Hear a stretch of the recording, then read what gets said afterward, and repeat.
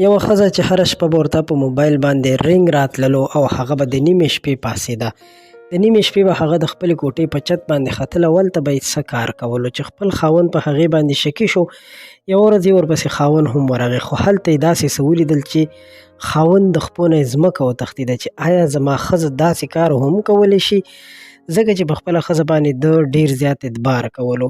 واقعه به تاسو سره مکمل شریکوم، ډېره زیاته عبرتناکه واقعه ده، نو تر اخره راسره پاتې شئ.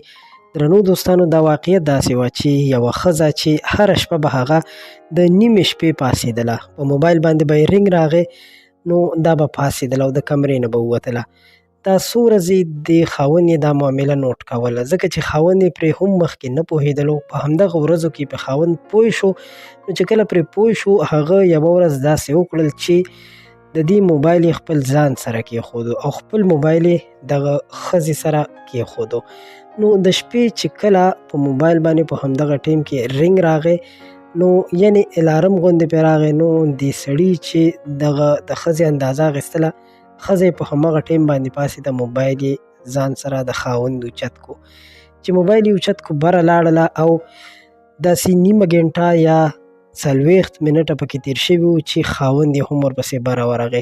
خاوند یې دا فکر کولو چې د ښځې موبایل خو مې ما سره دی، اوس په دې باندې رنګ راشي او کوم سړی چې دې سره خبرې کوي او دا هغه ته ورځي، نو زه به د هغه معلومات وکړم. خو داسې نه وه. د دغه سړي په موبایل باندې، د دغه ښځې په موبایل باندې داسې څه رنګ رانغی، نو چې کله دا د خپلې ښځې پسې بره وروختو، ویې لیدل چې ښځه یې په تهجدو باندې ناسته ده او دعاګانې کوي، یعنې تهجد لمونځ یې کړی دی او دعاګانې کوي. په دعاګانو کې د خپل خاوند دپاره هم ډېرې خصوصي دعاګانې غواړي.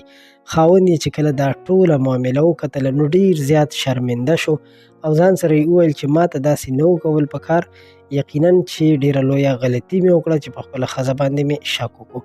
د دې ویډیو مقصد دا دی چې هېڅکله هم بغیر د څه لیدلو نه داسې قضاوت مه کوئ چې بیا پرې تاسو وروسته ټول عمر پښیمانه یې. ویډیو مو خوښ شوې وي لایک یې کړئ، زموږ چینل هم سبسکرایب کړئ.